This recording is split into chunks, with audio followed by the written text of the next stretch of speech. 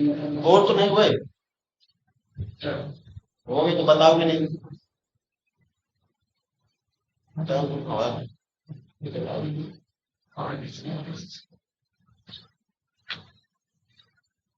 जो money supply होती है, आरबीआई जो उसके मेजर्स, 5 मेजर्स है, M0, M1, M2, M3। ठीक है, ये कई बार पूछ लिया जाता है आर्थिक, M2 क्या है, M1 क्या है, या कभी कभी पूछ जाता है आरबीआई मनी सप्लाई के कितने मेजर्स इशू कर। अब इसमें मेजर्स क्या है,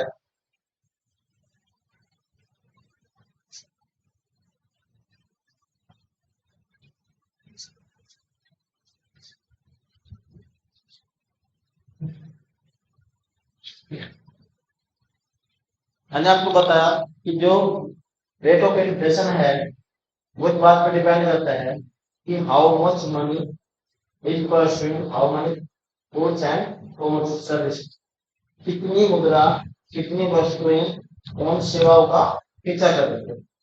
ठीक है, तो एक तरफ हमारे पास जो है प्रोडक्शन है, production of commodity and service. दूसरी तरफ हमारे पास है मनी सप्लाई। मनी सप्लाई एक अर्थव्यवस्था में कितनी मुद्रा उपलब्ध है। ठीक है, हाँ, मेरे जेब में अगर कोई पैसा पड़ा है वो मनी सप्लाई का पार्ट है।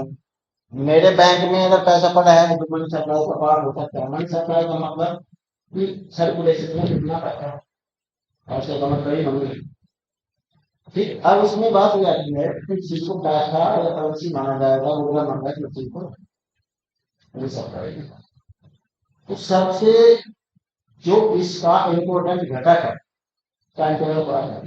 वो है मनी इन सर्कुलेशन और करेंसी एंड। करेंसी का मतलब समझते हो क्या, मुद्रा तो मनी होगी, करेंसी होता है सामान्य मनी का मतलब मुद्रा हो गया, करेंसी का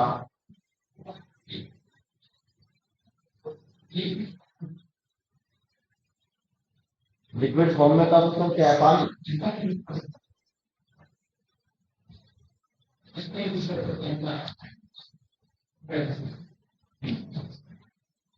डायरेक्ट गुड पर मैं मतलब नहीं सकता, इतनी खास बात होगी, बाकी लोगों से करेंसी में दो चीजें शामिल होती है, एक नोट और दूसरी सिक्के।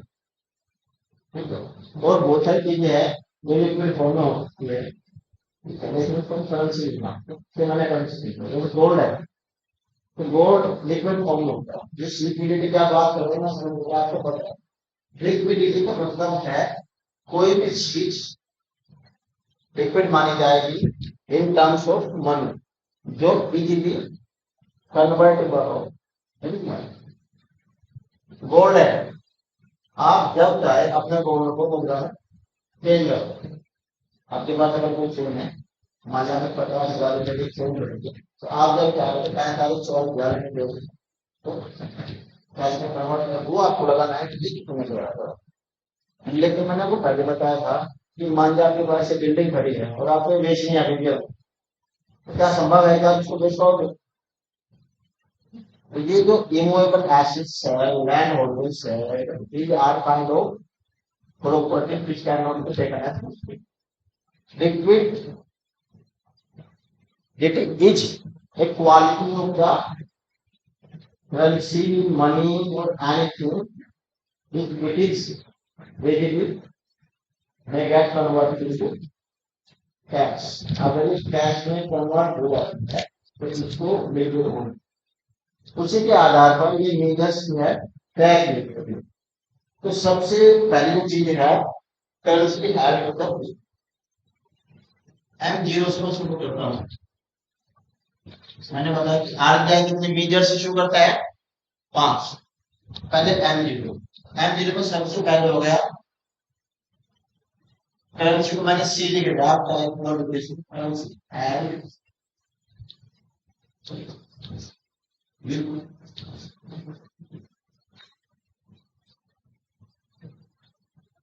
प्लस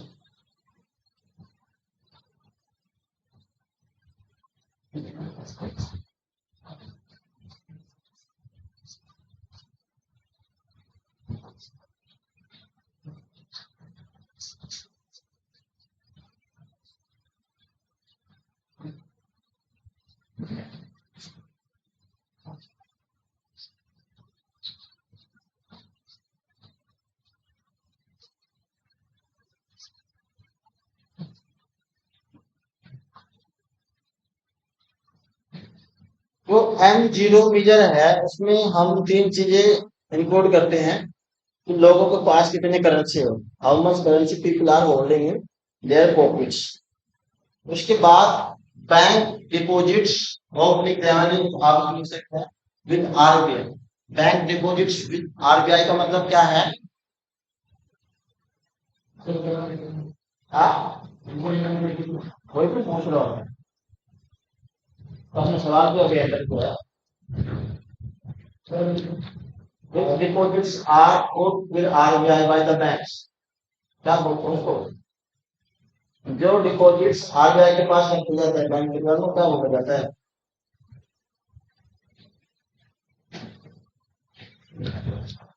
ऐसा ना CRR, ठीक है। दूसरा, अगर CRR का रेट आपका 4.5 हो और बैंक में 6% रख दिया, तो वो चला जाएगा अदर डिपॉजिट्स विद आरबीआई, जो उनकी रिक्वायरमेंट्स है। अदर डिपॉजिट का मतलब क्या है? Other than your required return. ठीक है, एक रिक्वायर्ड रिटर्न होता है जो आपको रखना है, रखना है। CRR is 4.5%। तो आपके लिए ऑब्लिगेशन है कि any case will not be allowed below the level of 4.5। आपके जो टोटल डिपॉजिट्स है उसका 4.5% आप वो आरबीआई के पास रखते हैं। लेकिन बाय चांस बाय कभी अगर आपके पास वर्किंग कैपिटल ज्यादा है, you are happy to put that money at the treasury of RBI, तो वो आपके अदर डिपॉजिट्स में चला जाएगा। ठीक है, तो एक मेजर इसका ये है। ये मेजर अभी न्यूली ऐड किया गया है, पहले 4 मेजर्स थे, M1 M2 M3 M4। M1 में ये तो हर जगह आएगा, currency held with the people, क्योंकि हम बात कर रहे हैं कितनी मनी सप्लाई है। तो जो करेंसी है हम लोगों के पास में, नोट हुए सिक्के, वो तो सारी की सारी मुद्रा मानी जाएगी। इसके अलावा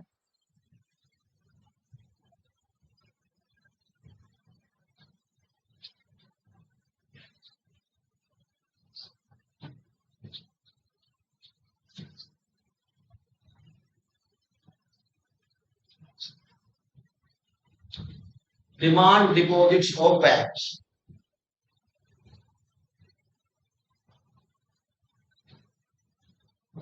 अब मैं थोड़ा सा यहाँ आपका ध्यान चाहूंगा। करेंसी करेंसी मैंने लिखा नहीं, यहाँ पे सी प्लस लिखा, ऑनलाइन करते हो C plus currency hand with the, उसके बाद लिखा डिमांड डिपॉजिट्स ऑफ बैंक्स। अब मुझे ये बताओ आप छोटी सी बात कि डिमांड डिपॉजिट का क्या मतलब है। देखो, ये आपकी जो रोजमर्रा की लाइफ है, आपकी जो स्मार्टनेस है, वो उतनी जरूर होनी चाहिए कि आप बैंक में जाते हो, कौन सा खाता खुलता है, कैसा खाता खुलता है, क्या उसका पर्पज है। ऐसी बात जो आप रोजमर्रा की लाइफ में फेस करते हो, वो आपको पता होना चाहिए। It's raises the level of your smartness. आप कहीं भी सोसाइटी में खड़े होकर बात करते हो, वही आपकी पर्सनैलिटी की वर्थ है जो आप उनको बता पाते हो। If you know small things, your personality will be taken as small, and if you know a bulk of thing, your personality will be taken as a great। तो आपको तय करना है कि आपको क्या पता है। तो ये जो आपको रोज काम में आने वाली चीजें पता होनी चाहिए। तो बैंक में आप जाते हो, बैंक में जो आपका खाता खुला हुआ है, ये कौन सा खाता है? Saving account. क्या मतलब है इसका भाई?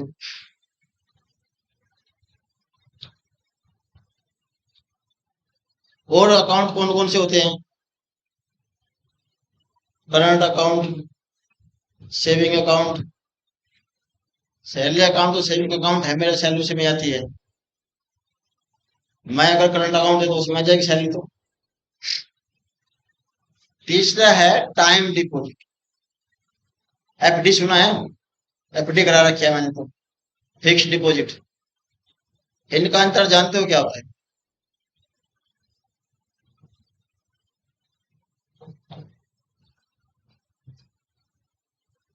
जो आपका डिमांड डिपॉजिट है उसका मतलब ये है कि उसमें जो पैसा है that is payable at your demand. आपने जो पैसा मैं बैंक को आपने मुझे दे रखा है, मान लिया 1 लाख रुपए आपने डिपॉजिट कराया है, तो वो पैसा आपके डिमांड पर डिपॉजिट है। ठीक है, if you are coming to me and asking your money, sir I need 1 lakh rupees and I have deposited yesterday, तो मैं इस बात को लेके बातें होंगी, मैं आपको पैसा दूंगा आपकी डिमांड। ठीक है। करंट अकाउंट उससे भी ज्यादा लिक्विड फॉर्म में होता है, क्योंकि जो नंबर ऑफ ट्रांजैक्शंस है वो करंट अकाउंट में अनलिमिटेड है। आपका जो डिमांड डिपॉजिट है उसमें फिर भी एक लिमिट रहता है, लेकिन हम लोगों को इतना बैंक में से पैसे निकालने की बार बार जरूरत नहीं पड़ती, इवन करंट अकाउंट में नहीं। करंट अकाउंट का इस्तेमाल वो लोग करते हैं जिनके बहुत बड़े लीजर अकाउंट बनते हैं, बहुत बड़े मतलब बिजनेसमैन, फर्म के मालिक। नहीं, आम लोगों को जो है इसकी जरूरत नहीं पड़ती। आम लोग जो है 2 ही अकाउंट तक सीमित है, या तो सेविंग अकाउंट या टाइम डिपॉजिट, जिसको एफडी बोलते हैं। करंट अकाउंट पे आपको कोई ब्याज नहीं मिलता। ठीक है। जो आपका सेविंग अकाउंट है उसमें आपको एक मिनिमल रेट से इंटरेस्ट मिलता है, और जो फिक्स डिपॉजिट है उस पे आपको एक हायर रेट से इंटरेस्ट मिलता है, लेकिन उसमें आपकी एक बाध्यता है कि आप मैच्योरिटी की डेट से पहले वो पैसा नहीं निकाल सकते। अब मैं आपसे ये पूछना चाह रहा हूँ कि जब अभी एक बच्चे ने मुझे बताया लिक्विडिटी के बारे में, तो इनमें कौन सा अकाउंट लिक्विड है, कौन सा अकाउंट लिक्विड नहीं है? लिक्विडिटी का मतलब है तरलता, तरलता का मतलब है convertibility of anything in cash. इसको लिक्विडिटी बोलते हैं, किसी भी चीज के कैश में कन्वर्ट होने की प्रॉपर्टी को लिक्विडिटी कहा गया है। तो जो चीज जितनी जल्दी कैश में कन्वर्ट हो सकी है उसको उतना ही लिक्विड माना जाएगा। तो इन अकाउंट में मुझे ये बताओ कि लिक्विडिटी कहाँ है कहाँ नहीं है, ऐसे।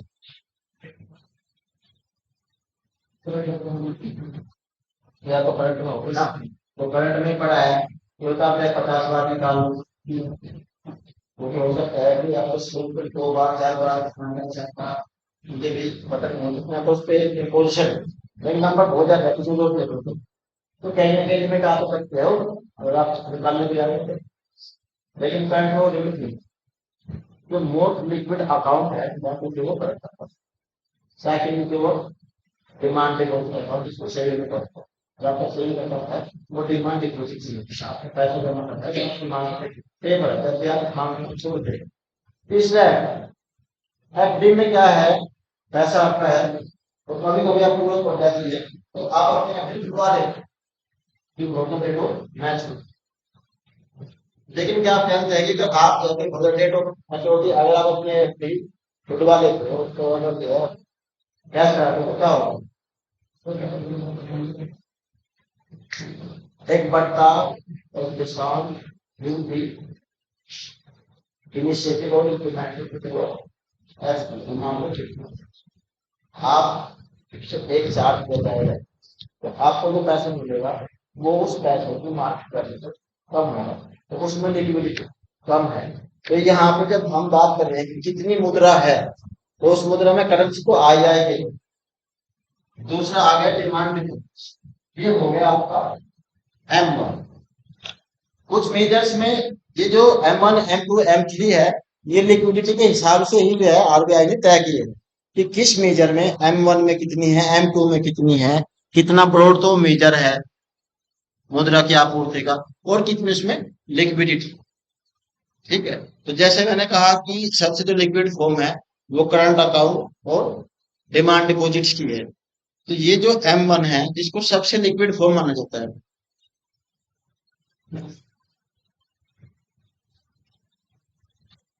ठीक है। तो जो डिमांड डिपॉजिट्स है, सॉरी, फिक्स डिपॉजिट है, टाइम डिपॉजिट भी बोलते हैं, वो जो M1 लिखा है उसमें हम उसको शामिल नहीं, ठीक है। इसके बाद M2 लिखो, currency held with the people, तो सब में जाएगा ही जाएगा।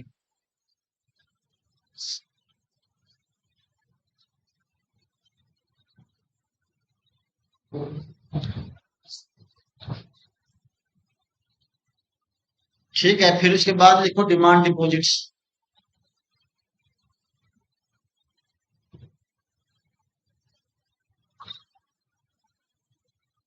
और उसके बाद लिखो saving deposits of the post office, यानी कि M2 किसके बराबर हुआ, M1 plus saving deposits of the post office. देखो जो पहली दो टर्म है वो कहीं ना कहीं किसको कंपोज कर रही है, M1 को कंपोज कर रही है, तो उससे अलग एक ही चीज जोड़ी हम, पोस्ट ऑफिस। हम बैंक में पैसा जमा करते हैं, आपको पता हो अभी तो चलन कम हो गया है, डाक खानों में भी जो है पैसा जमा किया जाता है। आज भी चलता है, ऐसी बात नहीं कि डाक खानों में आज लोग पैसा जमा करते हैं, सबसे निकालते हैं उनके अकाउंट को, ठीक है।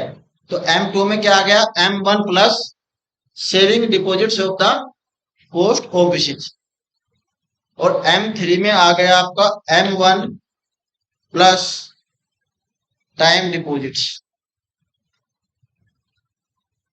यानी क्या क्या, currency and with the Vipin demand deposit और टाइम डिपॉजिट। तो इसमें दोनों तरह के डिपॉजिट आ गए, डिमांड डिपॉजिट भी और time deposit.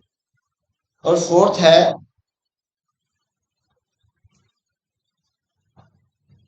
M3 plus post office savings, या saving deposits of the post office.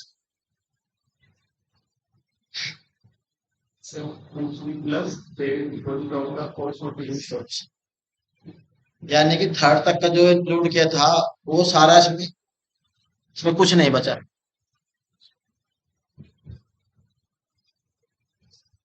इसमें ये अब आप अंदाजा लगा सकते हैं इस बात से कि जो M4 है उसमें currency held with the people भी है, डिमांड डिपॉजिट्स भी है, टाइम डिपॉजिट्स भी है, और जो savings of the post office है वो भी है। इसमें चारों मेजर्स है। तो जो ब्रॉड मेजर का नाम दिया गया है वो M3 को दिया गया है, ठीक है। और जो सबसे लिक्विड मेजर है वो है M1। तो कभी कभी सवाल यही आता है, मैं जानता हूँ कि ये चीजें आपके बहुत ज्यादा पल्ले नहीं पड़ रही हो, लेकिन इसमें कुछ नहीं किया जा सकता, ये जैसा है ऐसे रहेगा। आप लोगों ने ये चीज पहले देखी सुनी नहीं होगी, थोड़ा सा अटपटी लग रही होगी क्या डिपॉजिट क्या है, लेकिन मेरे ख्याल से अकाउंट सभी के हैं, तो सब समझते हो मैं क्या बता रहा हूँ क्या नहीं, जो समझने की स्थिति में होंगे। तो इसमें आपको दो चीजें ध्यान रखनी है, आपसे पूछा जा सकता है कि सबसे ज्यादा लिक्विड मेजर कौन सा है, तो आपका आंसर होगा M1, ठीक है। और अगर आपसे पूछा जाता है कि ब्रॉड मेजर कौन सा है, तो आपका आंसर क्या होगा, M3। कभी आप M4 कर दो उसमें, क्योंकि आप अगर यहाँ देखेंगे तो आपको लगेगा कि सबसे ज्यादा ब्रॉड M4 है, लेकिन टेक्निकली जो माना गया है वो M3 को ही दर्जा दिया गया है ब्रॉडर मेजर का।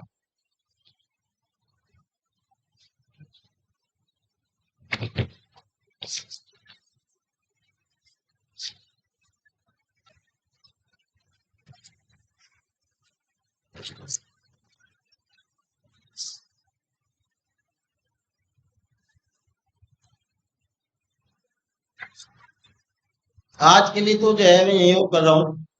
अब मेरी क्लास कल परसों 2 दिन तो है, इसके बाद क्या करना है कि इसके बाद जो मैं आज से पढ़ाऊंगा, अब मैं आपको पढ़ाऊंगा बिल्कुल स्पेसिफिक चीजें जो हर एग्जाम में मतलब एक्सपेक्टेड है। उसमें आप के साथ में ये दिक्कत रहेगी कि एक ही दिन में हमें कई कई सारे कॉन्सेप्ट्स पढ़ना पड़े। जैसे अभी तक हम पढ़ रहे थे तो वो चीज की एक कहानी होती है, बैंक का विकास कैसे हुआ, कब स्थापित हुआ, कब बदला, कब हुआ। लेकिन जैसे अब हम आगे फाइनेंशियल, मैंने बता दें फाइनेंस सेक्टर में और भी कई सारे जो है इंस्ट्रूमेंट्स पे काम करते हैं। ठीक है, उसमें वेंचर कैपिटल फंड हो गया, मर्चेंट बैंक हो गया, इन्वेस्टमेंट बैंक हो गया,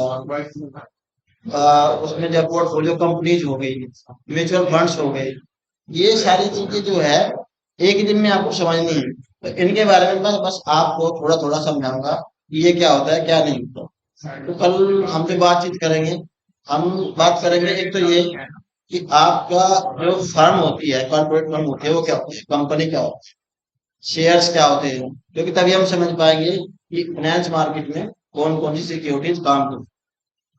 शेयर तो सुना ही होगा सबने, स्टॉक क्या होता है शेयर, बता सकता है कोई बच्चा? इसमें हिस्सेदारी, हिस्सेदारी कंपनी में हिस्सेदारी कैसे?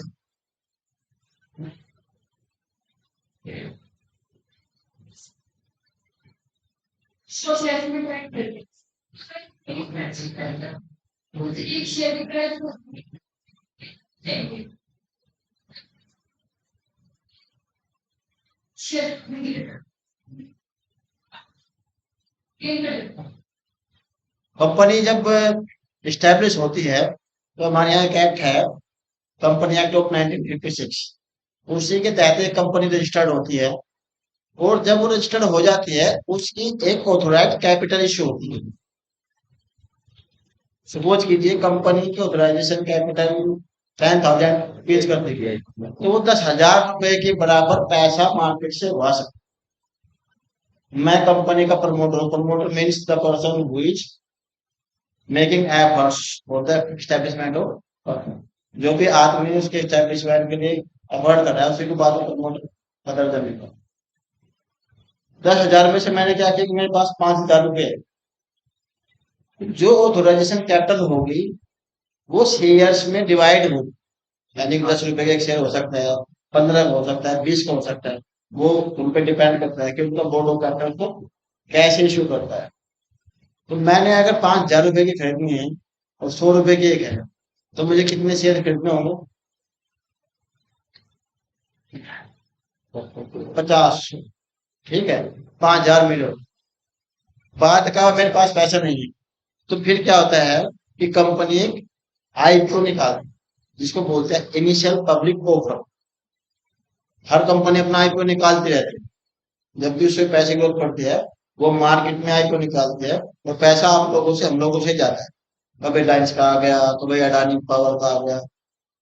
आपका मन है आपने 10,000 के खरीद लिया, आपका मन है आपने 20 लाख के खरीद लिए। ठीक है, तो वो 5,000 रुपये मेरे पास तो नहीं है, वो पैसे आएंगे आप लोगों से, आप लोगों को मतलब आम जनता से। 100 रुपए एक शेयर है, किसी की हैसियत 100 रुपए की है तो एक खरीद लो, किसी की 200 रुपए की है तो दो खरीद लो, और किसी के 5 के 5 चाहो तो आप एक भी खरीद लो। ठीक है, तो ये शेयर्स हो, फिर इनकी स्टॉक मार्केट में ट्रेडिंग होती है। एक ऐसी पीओ हो गया, मार्केट फाइनेंशियल इंस्ट्रूमेंट, ऐसे डिबेंचर होते हैं। ये अधिकृत पूंजी है, तो ये आपकी हिस्सेदारी है। डिबेंचर वो है जिसपे आप कर्जा लेते हो। एक आपकी खुद की पूंजी है, दूसरी पे आपने कर्ज लिया। इसमें ये है कि आपको कुछ भी मिल सकता है, उसमें यह है कि आपका ब्याज पहले से घोषित कर दिया जाएगा कि 13% डिबेंचर है, तो आपको 13% हर साल मिलेगा। तो ये सारी चीजें हम कल इनका निस्तारण करेंगे। आज आप जो है जा सकते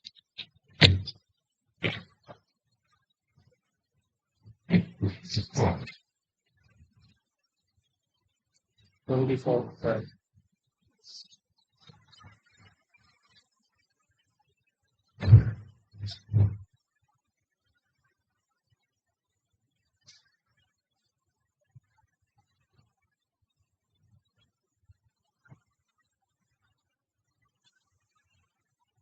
ठीक है, तभी